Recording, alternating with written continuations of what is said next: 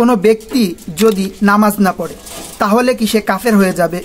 বেনামাজি সে কি কাফের, মুশরিক? কুরআন বলছে যে আল্লাহ তাআলা শিরক ব্যতীত অন্যান্য সমস্ত গুনাহ যদি চান তাহলে তিনি ক্ষমা করে দিতে পারেন। হাদিস বলছে কোনো ব্যক্তি যদি নামাজ না পড়ে তাহলে সে কাফের। তো এখানে হাদিস কি কুরআনের বিরোধিতা করছে? আসলে বাস্তবতা কি? কোনো ব্যক্তি যদি নামাজ না পড়ে তাহলে কি সে কাফের হয়ে যাবে নাকি গুনাহগার হবে? তো এই বিষয়গুলি আমরা কুরআন ও হাদিসকে সামনে রেখে এখন আলোচনা করব এবং এই পরিপূর্ণ আলোচনা শেষে আমরা যা যা বুঝতে পারলাম সেটা সংক্ষেপে সহজ ভাষায় ভিডিওর শেষে উল্লেখ করব। আল্লাহ তাআলা সূরা নিসার 116 নম্বর আয়াতে বলেন, ইন্নাল্লাহা লা ইয়াগফিরু আইয়ুশরাকা বিহি। অবশ্যই কোনো ব্যক্তি যদি শিরক করে তাহলে আল্লাহ সেটা ক্ষমা করবেন না। ওয়া ইয়াগফিরু মা দুনা যালিকা লিমান ইয়াশা। তবে শিরকের গুনাহ ব্যতীত অন্যান্য কোনো পাপের কারণে যদি কোনো গুনাহ হয়ে থাকে তাহলে সেটা যদি আল্লাহ চান তাহলে তিনি ক্ষমা করে দিতে পারেন। এই আয়াত থেকে আমরা বুঝতে পারি যে কোনো ব্যক্তি যদি আল্লাহর সাথে কোনো শরিক করে তাহলে সেই ক্ষেত্রে ওই ব্যক্তি মুশরিক হয়ে যাবে এবং যতক্ষণ পর্যন্ত সে তওবা না করবে ততক্ষণ পর্যন্ত সে ক্ষমা পাবে না। এখন প্রশ্ন হলো, কোনো ব্যক্তি যদি নামাজ না পড়ে তো নামাজ না পড়া সত্ত্বেও ওই ব্যক্তি কি ক্ষমা পেয়ে যাবে? আসুন আমরা এই বিষয়টি ধাপে ধাপে বিশ্লেষণ করি। সহিহ মুসলিমের 148 নম্বর হাদিসে জাবের রাদিয়াল্লাহু তাআলা আনহু হতে বর্ণিত, আল্লাহ রাসূল সাল্লাল্লাহু আলাইহি ওয়াসাল্লাম বলেছেন, ইন্না বাইনা রাজুলি ওয়া বাইনা শিরকি ওয়াল কুফরি তারকুস সালাহ। অবশ্যই কোনো একজন ব্যক্তি এবং শিরক ও কুফরের মাঝে রয়েছে হলো নামাজ ছেড়ে দেওয়া। তো আমরা এই হাদিসটিকে একটি উদাহরণের মাধ্যমে আরো স্পষ্টভাবে বুঝতে পারবো।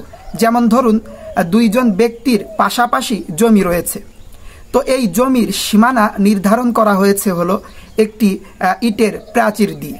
তো এখন এই ইটের প্রাচীর যদি না থাকে তাহলে বোঝা যাবে না যে কোন জমি কোন ব্যক্তির। আবার ইটের প্রাচীর যখন থাকবে তখন বোঝা যাবে যে কোন জমি কোন ব্যক্তির। তো অনুরূপভাবে একজন কাফের, মুশরিক এবং একজন মুসলিম, এদের ভিতরে পার্থক্য তৈরি করে দেয় মূলত নামাজ। অর্থাৎ যে ব্যক্তি নামাজ পড়ে সে হলো মুমিন, মুসলিম, আর যারা নামাজ পড়ে না তারা মূলত কাফের, মুশরিক। তো এই বিষয়টি এই হাদিসের মধ্যে স্পষ্টভাবে তুলে ধরা হয়েছে। এখন প্রশ্ন হলো যে নামাজ না পড়ার অনেক ধরন কিংবা অবস্থা রয়েছে, তো কোন অবস্থার নামাজ না পড়া এই হাদিসের আওতাভুক্ত হবে এবং কোন অবস্থার নামাজ না পড়া এই হাদিসের আওতাভুক্ত হবে না? তো সেই বিষয়টি আমরা জানার চেষ্টা করি। নামাজ না পড়াকে, অর্থাৎ বেনামাজি ব্যক্তি যারা রয়েছে আমাদের সমাজে, আমাদের আশপাশে, তাদেরকে আমরা 4 শ্রেণীতে ভাগ করতে পারি। অর্থাৎ একজন ব্যক্তি যদি নামাজ না পড়ে তাহলে সে কেন পড়ে না, এর উপর ভিত্তি করে আমরা 4টি শ্রেণী বের করতে পারি। প্রথম শ্রেণী হলো যে নামাজ পড়ে না কারণ সে নামাজকেই বিশ্বাস করে না, এই কারণে সে নামাজ পড়ে না। দ্বিতীয় শ্রেণী হলো সে নামাজকে বিশ্বাস করে কিন্তু সে ইচ্ছা করেই নামাজ পড়ে না।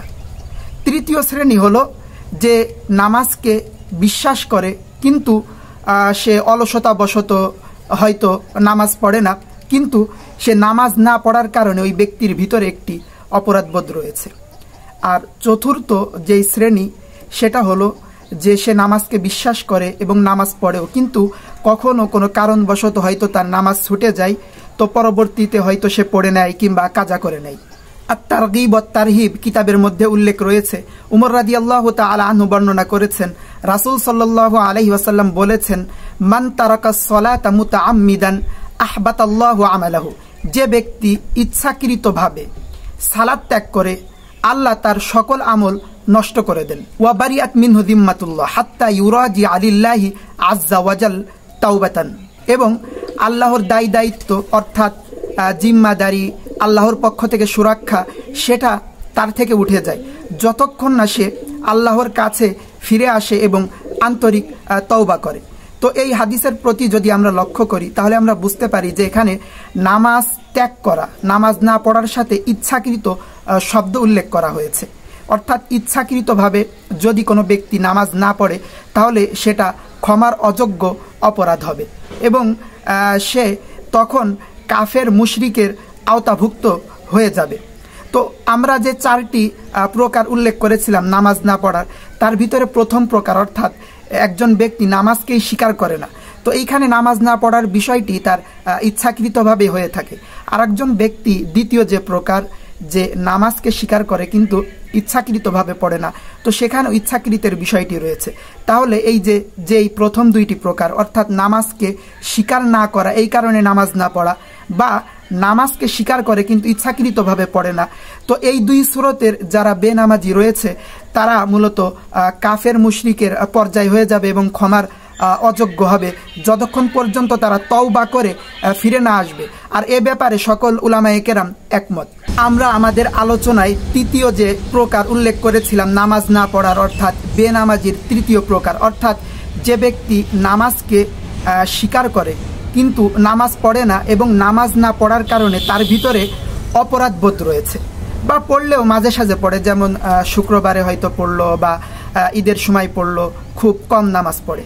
তো এই ধরনের ব্যক্তিদের ব্যাপারে ইমাম আবু হানিফা রহমতুল্লাহি আলাইহি বলেন যে এই ধরনের বেনামাজি এরা কাফের মুশরিকের পর্যায়ে হবে না, কিন্তু এরা ফাসেক হিসেবে সাব্যস্ত হবে এবং এদেরকে জেলখানায় আবদ্ধ করে রাখা হবে।